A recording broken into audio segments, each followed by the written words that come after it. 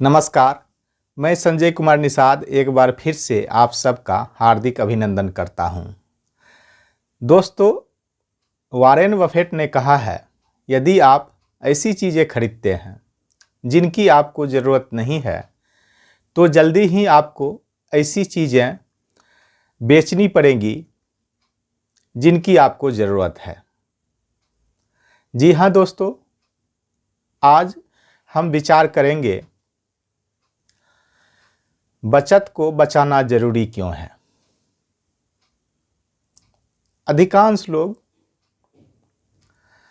बचत तो करते हैं लेकिन उनका मकसद कुछ और होता है। उनका मकसद होता है कि बचत करके कुछ ऐसी सामान खरीदा जाए जिनका कुछ मूल्य ज़्यादा है। सीधे शब्दों में कह सकते हैं, वे बचत करके विलासिता की वस्तुएं खरीदते हैं। कुछ लोग घर के सामान खरीदते हैं, टीवी, फ्रिज, एसी, 4 व्हीलर। कुछ लोग घूमने के शौकीन होते हैं, वे इसलिए बचत करते हैं। बहुत कम लोग ऐसे होते हैं जिनका उद्देश्य बचत करने का निवेश होता है, यानी इन्वेस्टमेंट होता है। जो लोग सिर्फ उपभोग करने के लिए यानी खर्च करने के लिए बचत करते हैं, उनका धनवान बनना या अमीर बनना लगभग शून्य है। वे नहीं बन सकते। हाँ, यह अलग बात है कि बहुत सारे ऐसे लोग जिनकी सैलरी यानी वेतन अच्छा खासा होता है और वे खर्च उसी अनुरूप करते हैं ताकि लोग उसे अमीर समझें। इस बात को भी जानना और समझना बहुत जरूरी है। ज़्यादातर लोग अमीर इसीलिए नहीं बन पाए कि वे शुरू से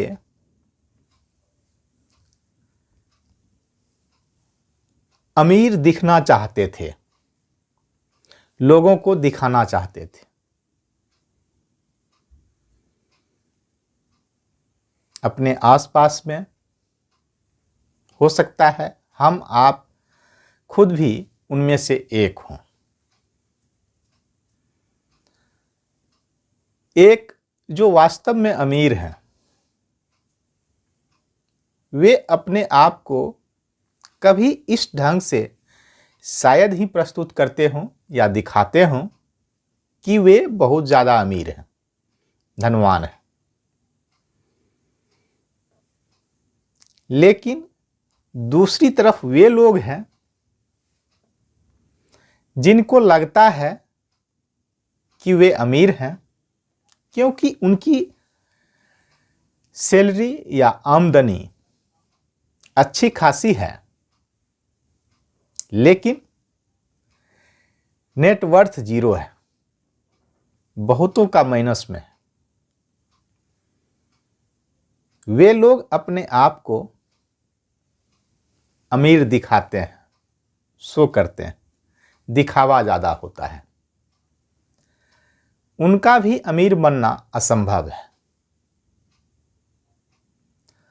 बचत करके फिर उसका उपभोग कर लेना, यानी कि विलासिता की वस्तुएं खरीदना, सबसे बड़ा बाधा है अमीर बनने में। फिर लोगों को लगेगा कि धनवान बन के या अमीर बन के फायदा क्या है, जब अपनी इच्छाओं की पूर्ति नहीं कर पाए, ऐशो आराम या विलासिता की वस्तु नहीं हो तो फिर क्या फायदा। ये वस्तुएं अमीर लोग भी खरीदते हैं और मध्यम वर्ग भी खरीदते हैं, आजकल गरीब भी खरीदते हैं, लेकिन सब में फर्क। अमीर पहले बचत को निवेश करते हैं और फिर उस निवेश से जो प्राप्ति होती है आय की के रूप में, ब्याज के रूप में, डिविडेंड के रूप में, कुछ भी हो सकता है, लाभ के रूप में, उनसे वे सामान खरीदते हैं जो विलासिता की है। सीधे तौर पर वे बचत को खर्च नहीं करते हैं। जो मध्यम वर्गीय लोग हैं या जो गरीब लोग हैं, वे सीधे तौर पर बचत को खर्च करते हैं विलासिता संबंधी वस्तुएं खरीदने में या दिखावा करने में कि वे अमीर हैं। इसी का परिणाम है कि ज़्यादातर मध्यम वर्ग के लोगों के ऊपर कोई न कोई लोन अवश्य रहता है,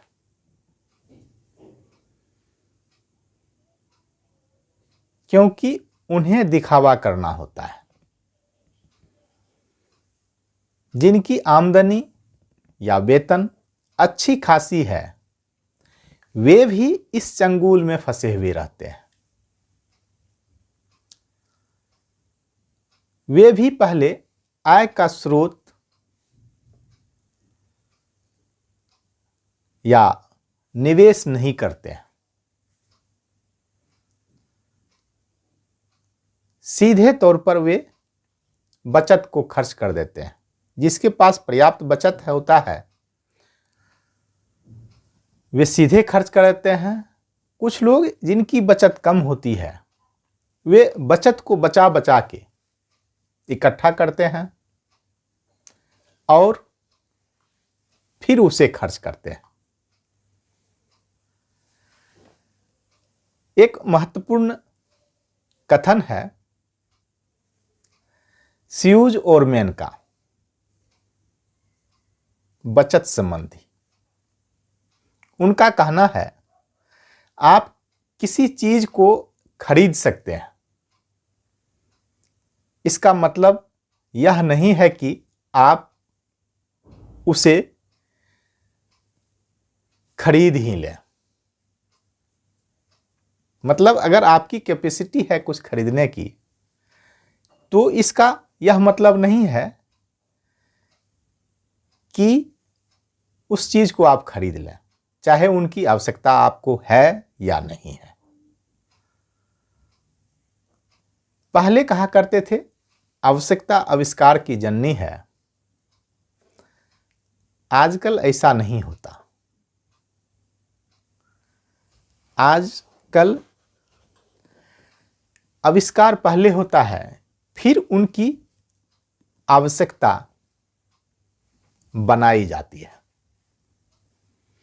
इस बात को हम सब भली भांति समझ सकते हैं कि हमारा काम जब चल रहा है तो भी नई वस्तुएं लॉन्च की जाती है और फिर हमें लुभाया जाता है और हम आकर्षित भी हो जाते हैं उस वस्तु को खरीदने के लिए। कई सारी ऐसी वस्तुएं हैं। इसीलिए प्रत्येक सामान का, घरेलू हो, विलासिता की हो, उसका मॉडल जो है वह अपग्रेड होते रहता है, चेंज होते रहता है। कुछ न कुछ उसमें नए फंक्शन दिए जाते हैं जिसका प्रमोशन कर लोगों को लुभाए जाते हैं। हालांकि यह गलत नहीं है, यह सही है, लेकिन तब जब आपके पास पर्याप्त धन हो जाए और निवेश से जो आय हो उससे वे सब चीज आप लेने में सक्षम हो जाएं।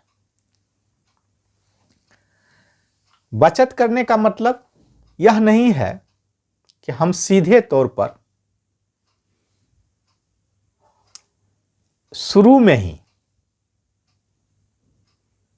अपने आप को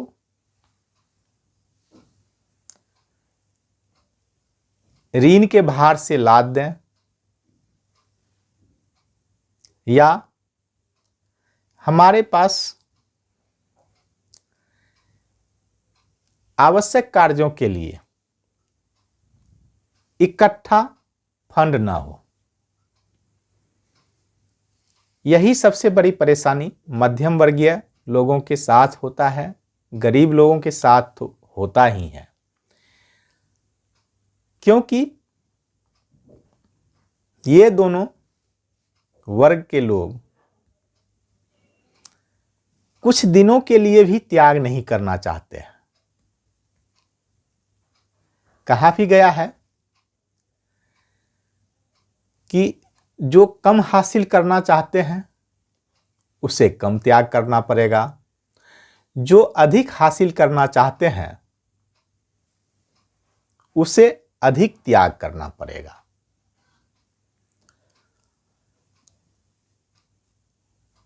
कहने का मतलब है कि कुछ दिनों के लिए आपको बचत को बचा के रखना है, उसको निवेशित करना है। लेकिन होता ठीक इसके विपरीत है। जैसे कहानी में हम लोग पढ़ते हैं, सुनते हैं कि सोने की अंडे देने वाली मुर्गी को किसान मार के या उसका पेट फाड़ के देखना चाह रहा था या एक दिन में ही सारा अंडा निकालना चाह रहा था। परिणाम क्या हुआ कि जो उसे लगातार सोने की अंडा मिल सकता था उससे भी वह हाथ धो बैठा। तो बचत सोने की अंडा देने वाली मुर्गी है, उसको संभाल के रखना होता है, न कि उसको एक बार में ही उपयोग में लाने के लिए होता है। कई बड़ी हस्तियों के बारे में जब आप जानेंगे जो इस नियम का पालन नहीं किए थे तो आपको बहुत आश्चर्य होगा कि ऐसा भी हो सकता है। माइकल जैक्सन का नाम सब सुने हैं। एक समय उनकी आमदनी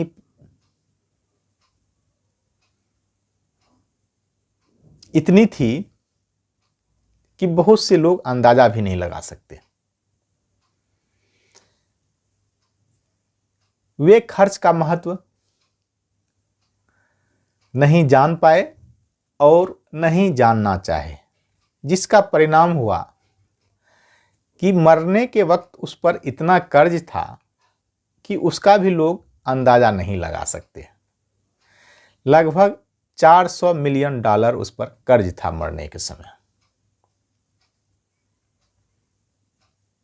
कई ऐसे लोग मिल जाएंगे कि जिनकी आमदनी पर्याप्त होने के बावजूद भी मरने के समय वे कंगाल पाए गए। कुछ लोगों ने आत्महत्या भी की। इन सब के पीछे कारण यही था कि वे लोग ना तो बचत किए, ना बचत को सही जगह निवेशित किए।